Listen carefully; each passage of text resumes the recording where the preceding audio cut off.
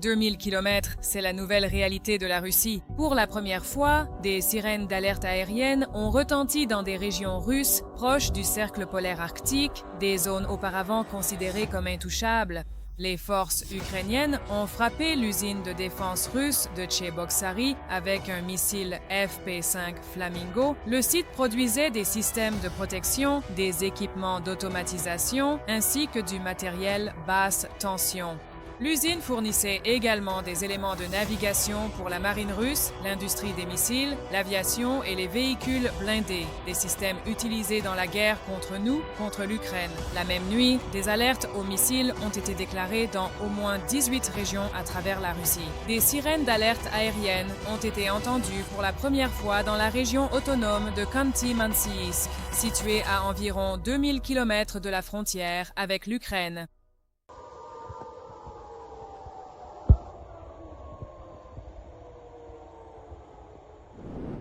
Le président Zelensky a aussi partagé des images du lancement du missile FP5 Flamingo.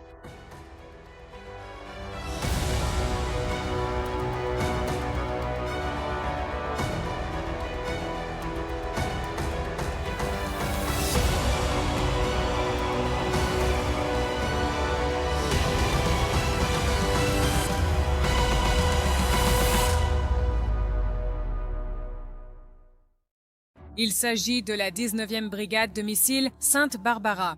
La brigade frappe les forces russes depuis les tout premiers jours de l'invasion à grande échelle. En février 2022, ces combattants ont utilisé des systèmes de missiles tactiques Tochka-U de l'époque soviétique pour frapper la base aérienne russe de Milerovo. Plus tard cette année-là, les mêmes missiles ont de nouveau été utilisés, visant le grand navire de débarquement Saratov à Berdiansk, alors temporairement occupé.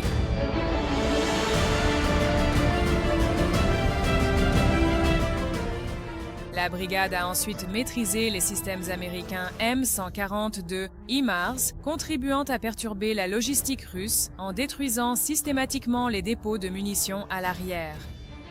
Aujourd'hui, l'unité déploie les propres missiles de croisière ukrainiens FP5 Flamingo, capables d'atteindre des cibles à plus de 1500 km.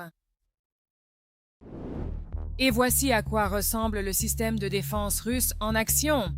Lors des attaques de drones ukrainiens, les forces russes dépêchent des hélicoptères et tentent littéralement de pourchasser activement les drones dans les airs, ce qui se solde souvent par un échec.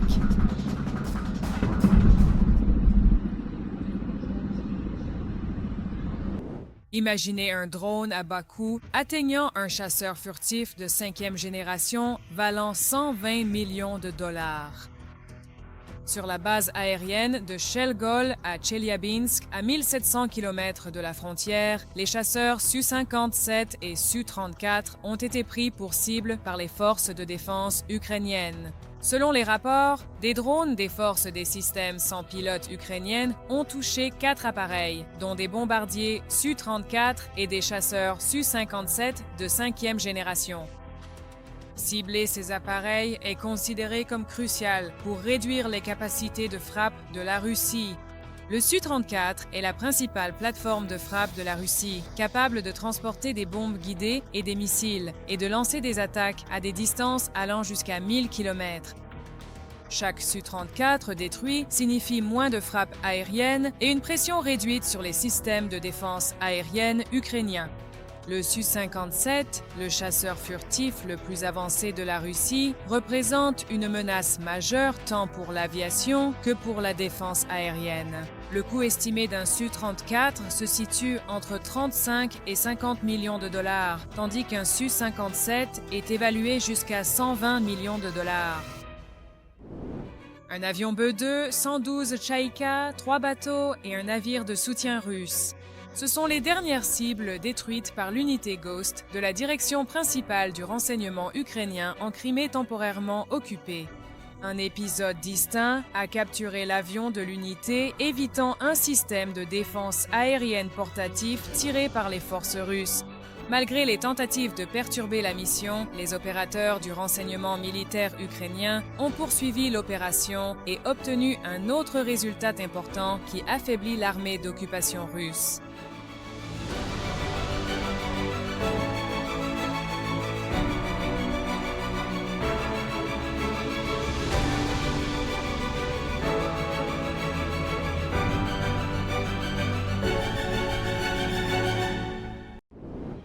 Selon Bloomberg, les systèmes de frappe ukrainiens peuvent désormais atteindre des cibles à plus de 1500 km à l'intérieur de la Russie, mettant un quart du pays à portée, y compris les régions où vivent plus de 70% de la population russe. Parmi les exemples les plus récents figure Yekaterinbourg, dans la région de l'Oural, à environ 1700 km de la frontière ukrainienne. Les frappes ukrainiennes ont également atteint Perm, Tcheliabinsk et Oukhta, près du cercle arctique, certaines cibles se trouvant à près de 1900 km. Dans le même temps, les attaques contre les infrastructures pétrolières et militaires russes s'intensifient.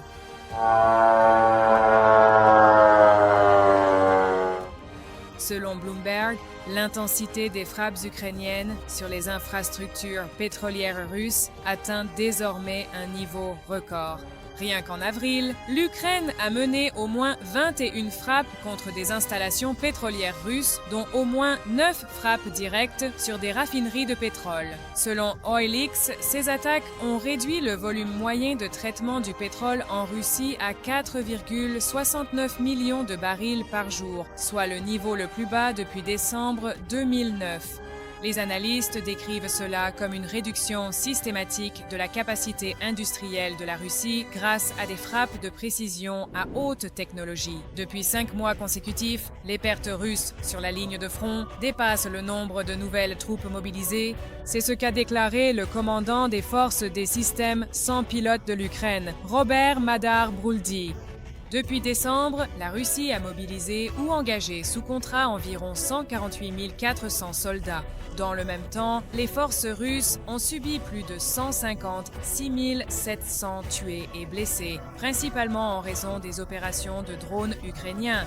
Ces chiffres ont été vérifiés grâce au système de connaissance du champ de bataille Delta.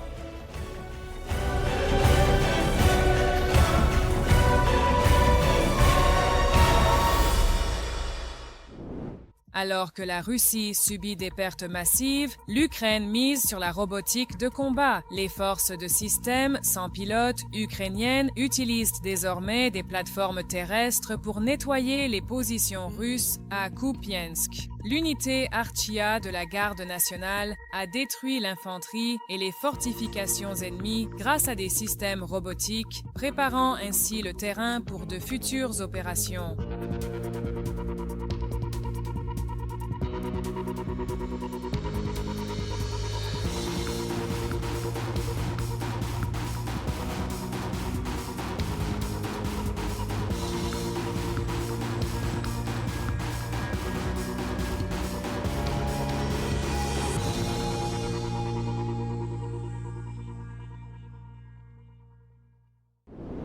Les opérations de ravitaillement en première ligne s'effectuent désormais via des systèmes robotiques. La 41e brigade mécanisée ukrainienne utilise des plateformes terrestres pour acheminer des fournitures vers des zones inaccessibles aux véhicules classiques. Ainsi, les unités de première ligne conservent un soutien logistique stable, même dans des positions difficiles d'accès.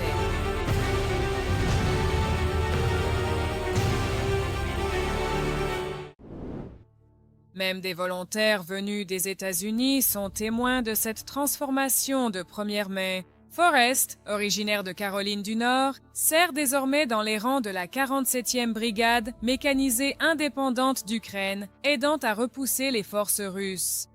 Bien qu'il ait rejoint la brigade récemment, il dit qu'il sait exactement pourquoi il est ici. En général, l'Ukraine est magnifique. Je dirais que c'est probablement l'un des plus beaux pays d'Europe. Et l'entraînement est de tout premier ordre. Évidemment, c'est très différent de la plupart des autres pays, où, vous savez, il y a beaucoup de bizutage et tout ce genre de choses. Non, ici, c'est plutôt « voyons un peu ce que tu sais faire ».